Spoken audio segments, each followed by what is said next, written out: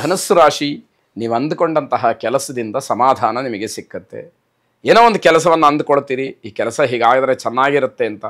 ಅದು ದೈವಾನುಗ್ರಹದಿಂದ ಆ ಕೆಲಸ ನೀವು ಅಂದುಕೊಂಡ ಹಾಗೇ ಆಗಿಬಿಡುತ್ತೆ. ಅದು ಸಮಾಧಾನಕ್ಕೆ ಕಾರಣ. ಮನೆಯಲ್ಲಿ ಜಗಳಕ್ಕೆ ಕಾರಣವಾಗಬೇಡಿ. ನಿಮ್ಮ ವರ್ತನೆಯೋ, ನಿಮ್ಮ ನಡವಳಿಕೆಯೋ, ನಿಮ್ಮ ಮಾತೋ ಬೇರೆಯವರು ಹೇಳಿದ್ದನ್ನು ಕೇಳದೇ ಇರುವಂಥದ್ದು, ಅಥವಾ ನಿಮ್ಮದೇ ಆದಂತಹ ಈ ಒಣಪ್ರತಿಷ್ಠೆ ಅಂತ ಏನು ಹೇಳ್ತಾರೆ ಆ ರೀತಿಯಲ್ಲಿ ವರ್ತಿಸ್ತಕ್ಕಂಥದ್ದು ಜಗಳಕ್ಕೆ ಕಾರಣವಾಗುತ್ತೆ. ಅದು ಬೇಡ ಅನ್ನುವಂಥದ್ದು. ಚಿಕ್ಕ ಮಕ್ಕಳಿಂದ ನಿಮಗೆ ಸಂತೋಷ ಸಿಕ್ಕತ್ತೆ. ಮಕ್ಕಳ ಒಂದು ಒಡನಾಟ, ಮಕ್ಕಳ ಪ್ರೀತಿ, ಅವರು ನಿಮ್ಮ ಬಗ್ಗೆ ಇಟ್ಕೊಂಡಿರ್ತಕ್ಕಂತಹ ಅಭಿಮಾನ, ನಿಮ್ಮನ್ನೇ ಅವರು ಆಶ್ರಯ ಮಾಡಿಕೊಂಡಿರುವಂತಹ ರೀತಿ, ಇವೆಲ್ಲವೂ ಕೂಡ ಸಂತೋಷವನ್ನು ಕೊಡ್ತಕ್ಕಂಥದ್ದು. ಹೊರಗಿನ ಆಹಾರದಿಂದ ಸಮಸ್ಯೆ ಆಗಬಹುದು. ಬಾಯಿ ರುಚಿಗೋಸ್ಕರವಾಗಿ ಹೊರಗಿನ ಆಹಾರವನ್ನು ತಂದು ಸೇವಿಸಿದರೆ ಅದು ನಿಮಗೆ ಆರೋಗ್ಯಕ್ಕೆ ತೊಂದರೆಯಾಗುತ್ತೆ. ಸಹೋದರ ವರ್ಗದವರು ನಿಮ್ಮನ್ನು ಸಹಾಯ ಕೇಳ್ಬೋದು. ಅಣ್ಣ ತಮ್ಮ, ಅಕ್ಕ ತಂಗಿಯರು ಏನೋ ದುಡ್ಡಿನ ವಿಚಾರದಲ್ಲೂ ದ್ರವ್ಯದ ವಿಚಾರದಲ್ಲೂ ಸಹಾಯವನ್ನು ಕೇಳುವಂಥದ್ದಿರುತ್ತೆ. ಜಾಗ್ರತೆಯನ್ನು ವಹಿಸಿಕೊಳ್ಳಿ. ನಿಮ್ಮ ಕಷ್ಟ ಸುಖಗಳನ್ನು, ನಿಮ್ಮ ವ್ಯವಸ್ಥೆಯನ್ನು ಸರಿಯಾಗಿ ಗಮನಿಸಿಕೊಂಡು ನಂತರ ನಿರ್ಧಾರವನ್ನು ಮಾಡಿ ಎನ್ನುವಂಥದ್ದು. ಯಾರಿಗೂ ಕೂಡ ಯಾವ ಸಲಹೆಯನ್ನು ಕೊಡಲಿಕ್ಕೆ ಹೋಗಬೇಡಿ. ನಿಮ್ಮ ಮಾತು ವ್ಯರ್ಥವಾಗುತ್ತೆ. ಅದು ನಿಮಗೆ ಒಳ್ಳೆಯದಾಗಿರಬೇಕು ಅನ್ನೋದಾದರೆ ನೀವು ಮೌನಕ್ಕೆ ಶರಣ ಹೋಗ್ತಕ್ಕಂಥದ್ದು ಒಳ್ಳೆಯದಾಗಿರುತ್ತೆ. ಲಲಿತಾ ಪರಮೇಶ್ವರಿಯನ್ನು ವಿಶೇಷವಾಗಿ ಪ್ರಾರ್ಥನೆ ಮಾಡಿ. ಶುಭವಾಗಿ. ಮಕರ ರಾಶಿ, ನಿಮ್ಮ ಆರೋಗ್ಯದ ಬಗ್ಗೆ ಹೆಚ್ಚು ಗಮನ ಹರಿಸಿ. ಬೇರೆಲ್ಲ ವ್ಯವಹಾರಗಳು ತನ್ನಿಂದ ತಾನೇ ನಡ್ಕೊಂಡು ಹೋಗ್ತಾ ಇರುತ್ತೆ. ಆದರೆ ಆರೋಗ್ಯದಲ್ಲಿ ಎಲ್ಲಿ ವ್ಯತ್ಯಯಗಳಾಗುತ್ತೋ ಅದು ದೊಡ್ಡದಾದಂತಹ ಪೆಟ್ಟನ್ನು ಕೊಡುವಂಥದ್ದು. ಅಪಪ್ರಚಾರದ ಬಗ್ಗೆ ತಲೆ ಕೆಡಿಸ್ಕೊಳ್ಬೇಕಾಗತ್ತೆ. ಜನ ಯಾರು ನಿಮ್ಮನ್ನು ಗೌರವಿಸಿದ್ದಾರೆ ಅವರೇ ನಿಮ್ಮ ಬಗ್ಗೆ ಇಲ್ಲ ಸಲ್ಲದ ಮಾತುಗಳನ್ನು ಆಡ್ತಾರೆ. ಅದು ಸರಿಯೇ ತಪ್ಪೇ ಅನ್ನುವಂತಹ ವಿವೇಚನೆ ಅಥವಾ ಆ ಪರಿಪೂರ್ಣವಾದಂತಹ ವಿಚಾರ ನಿಮಗೆ ಮಾತ್ರ ತಿಳಿದಿರತಕ್ಕಂಥದ್ದಾಗತ್ತೆ. ಪ್ರಾಮಾಣಿಕವಾದಂತಹ ಪ್ರಯತ್ನ ಇದ್ದರೆ ಯಶಸ್ಸನ್ನು ಕಾಣಲಿಕ್ಕೆ ಅವಕಾಶ ಇದೆ. ತಂದೆ ತಾಯಿಯವರ ಜೊತೆಯಲ್ಲಿ ನಿಷ್ಠುರವಾಗ್ತೀರಿ. ನಿಮ್ಮದೇ ಆದಂತಹ ಒಂದು ವಾದದ ಮಾರ್ಗ, ತಂದೆ ತಾಯಿಗೆ ಅದು ಇಷ್ಟ ಆಗದೇ ಇರಬಹುದು, ಆದರೆ ತಂದೆ ತಾಯಿಗಳ ಮಾತನ್ನು ಒಪ್ಪೋದಕ್ಕೆ ನೀವು ಸಿದ್ಧರಿಲ್ಲದೆ ಇರತಕ್ಕಂಥದ್ದು, ಇದೆಲ್ಲ ಅವರ ನಿಷ್ಠುರಕ್ಕೆ ಕಾರಣವಾಗ್ತಕ್ಕಂಥದ್ದಾಗುತ್ತೆ. ಆಸ್ತಿಯ ಬಗ್ಗೆ ಇರತಕ್ಕಂತಹ ಗೊಂದಲಗಳನ್ನು ಮೊದಲು ಆದಷ್ಟು ಬೇಗ ನಿವಾರಣೆ ಮಾಡ್ಕೊಳ್ತಕ್ಕಂಥದ್ದು ಒಳ್ಳೆಯದು. ಇಲ್ಲದೇ ಇದ್ದರೆ ನಿಮ್ಮ ಕೈತಪ್ಪಿ ಹೋಗ್ತಕ್ಕಂತಹ ಆಸ್ತಿಯ ವಿಚಾರ ದೊಡ್ಡ ಪ್ರಮಾಣದಲ್ಲಿ ಇರುತ್ತೆ ಎನ್ನುವಂಥದ್ದು.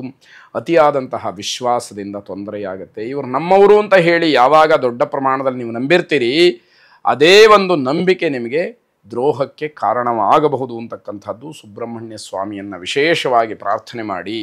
ಶುಭವಾಗಿ. ಕುಂಭರಾಶಿ, ದಾಯಾದಿಗಳಲ್ಲಿ ಅಣ್ಣ ತಮ್ಮಂದರ ಮಧ್ಯದಲ್ಲಿ ವ್ಯಾವಹಾರಿಕವಾದಂತಹ ಸಮಸ್ಯೆಯನ್ನು ಮಾಡಿಕೊಳ್ತೀರಿ. ಯಾಕೆ? ವ್ಯವಹಾರದಲ್ಲಿ ದಾಖಲಾತಿಗಳು, ಕಾನೂನಾತ್ಮಕವಾದಂತಹ ವಿಚಾರಗಳು ಸರಿಯಾಗಿದ್ದು ಬಿಟ್ಟರೆ ಯಾವ ಸಮಸ್ಯೆಗೂ ಅವಕಾಶ ಇಲ್ಲ. ಇದು ಸರಿಯಾಗಿಲ್ಲ ಅನ್ನುವಂಥದ್ದು ಸ್ಪಷ್ಟವಾಗುತ್ತೆ. ಆಗ ನಿಮಗೆ ಅಗತ್ಯ ಇದ್ದಾಗ ರಾಜಿಯನ್ನು ಮಾಡ್ಕೊಳ್ಳೋದಕ್ಕೆ ನೀವು ಹೋದರೆ ಬೇರೆಯವರು ನಿಮ್ಮ ಎದುರುಗಡೆ ಇರ್ತಕ್ಕಂಥವ್ರು ಒಪ್ಪಬೇಕಲ್ಲ, ಅದನ್ನು ಗಮನಿಸ್ಕೊಳ್ಳಿ. ಮಕ್ಕಳ ಭವಿಷ್ಯದ ಬಗ್ಗೆ ಸ್ವಲ್ಪ ಚಿಂತನೆಯನ್ನು ನಡೆಸಿ. ಅದಿಲ್ಲ ಅಂದರೆ ಕಷ್ಟ ಆದೀತು. ಕಾರ್ಯಕ್ಷೇತ್ರದಲ್ಲಿ ಪ್ರಗತಿ ಇದೆ, ಆದರೆ ನಿಮ್ಮ ಮನಸ್ಸು ಸ್ಥಿರವಾಗಿ ಪ್ರಯತ್ನವನ್ನು ಮಾಡೋದರಲ್ಲಿ ವಿಫಲವಾಗಿರುತ್ತೆ. ಅದನ್ನು ಗಮನಿಸ್ಕೊಳ್ಳಿಲ್ಲ, ತೊಂದರೆ ಇದ್ದೇ ಇದೆ. ರಾಜಕಾರಣಿಗಳಿಗೆ ಸಮಸ್ಯೆ ಉಂಟಾಗ್ತಕ್ಕಂಥದ್ದು. ಹಲವಾರು ಮಾತುಗಳನ್ನು ಕೇಳಬೇಕಾಗತ್ತೆ. ನಿಮ್ಮ ಸ್ಥಾನಕ್ಕನುಗುಣವಾದಂತಹ ಜವಾಬ್ದಾರಿಯನ್ನು ಪೂರೈಸುವಲ್ಲಿ ವಿಫಲರಾಗಿರ್ತೀರಿ. ಮಾತುಗಳನ್ನು ಕೇಳ್ತೀರಿ, ಅದು ಆಘಾತವನ್ನು ಉಂಟು ಮಾಡುತ್ತೆ. ಮಾತೆಯರಿಗೆ ವಸ್ತ್ರಾಭರಣದ ಖರೀದಿ, ಇದರಿಂದ ಸಿಕ್ಕುವಂತಹ ಖುಷಿ ಅಪರಿಮಿತವಾಗಿರ್ತಕ್ಕಂಥದ್ದು. ತಂದೆಯವರಿಗೆ ಅಪಘಾತವಾಗ್ತಕ್ಕಂತಹ ಸಾಧ್ಯತೆ ಹೆಚ್ಚಾಗಿ ಕಾಣ್ತಾ ಇದೆ. ಅಯ್ಯಪ್ಪ ಸ್ವಾಮಿಯನ್ನು ವಿಶೇಷವಾಗಿ ಪ್ರಾರ್ಥನೆ ಮಾಡಿ. ಶುಭವಾಗಿ. ಕೊನೆಯದಾಗಿ ಮೀನರಾಶಿ, ಬಂಧುಗಳನ್ನು ಭೇಟಿಯಾಗೋದ್ರಿಂದ, ಬಂಧುಗಳ ಸಂಪರ್ಕದಿಂದ, ಅವರ ಮಿಲನದಿಂದ ನಿಮಗೆ ಸಂತೋಷ ಸಿಕ್ಕುತ್ತೆ. ಬಂಧುಗಳು ನನ್ನ ಬಗ್ಗೆ, ನಮ್ಮ ಕುಟುಂಬದ ಬಗ್ಗೆ ಅತಿಯಾದಂತಹ ಪ್ರೀತಿ, ವಿಶ್ವಾಸ, ಸ್ನೇಹಗಳನ್ನು ಇಟ್ಟುಕೊಂಡಿದ್ದಾರೆ ಅಂತಕ್ಕಂಥದ್ದು ನಿಮಗೆ ಖಾತ್ರಿಯಾಗುತ್ತೆ. ಆರೋಗ್ಯದ ಬಗ್ಗೆ ಕಾಳಜಿಯನ್ನು ವಹಿಸಬೇಕಾದಂತಹ ಸಂದರ್ಭ, ವಯೋಮಾನಕ್ಕನುಗುಣವಾದಂತಹ ಕೆಲವು ಸಮಸ್ಯೆಗಳು ನಿಮ್ಮನ್ನು ಕಾಡುವಂಥದ್ದಿದೆ. ಸಹೋದರರ ವಿಚಾರದಲ್ಲಿ ಅಸಮಾಧಾನ, ಅಣ್ಣ ತಮ್ಮಂದರು ಅಕ್ಕ ತಂಗಿಯರು ಸರಿಯಾದಂತಹ ರೀತಿಯಲ್ಲಿ ಸಹಕರಿಸೋದಿಲ್ಲ ಅನ್ನುವಂಥದ್ದು ಬೇಸರವಾಗುತ್ತೆ. ಆಸ್ತಿಯ ಬಗ್ಗೆ ತುಂಬ ಚಿಂತನೆಯನ್ನು ನಡೆಸ್ತೀರಿ. ಇರತಕ್ಕಂತಹ ಆಸ್ತಿಯನ್ನು ಕಾಪಾಡ್ಕೊಳ್ಳೋದು ಹೇಗೆ, ಅದನ್ನು ವಿಲೇವಾರಿ ಮಾಡೋದು ಹೇಗೆ, ಅಥವಾ ಕೆಲವರು ಆಸ್ತಿಯನ್ನು ಕೊಂಡುಕೊಳ್ಳೋದು ಹೇಗೆ ಅನ್ನುವಂತಹ ಬಗ್ಗೆ ಮಾತುಗಳು ಬರಬಹುದು.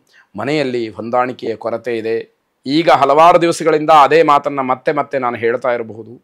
ಆದರೆ ನಿಮ್ಮ ಕೋಪ, ನಿಮ್ಮ ಸಿಟ್ಟು, ನಿಮ್ಮ ನಡವಳಿಕೆ ಇದೆಲ್ಲ ಇದಕ್ಕೆ ಕಾರಣ ಅಂತ ಹೇಳಬೇಕಾಗುತ್ತೆ.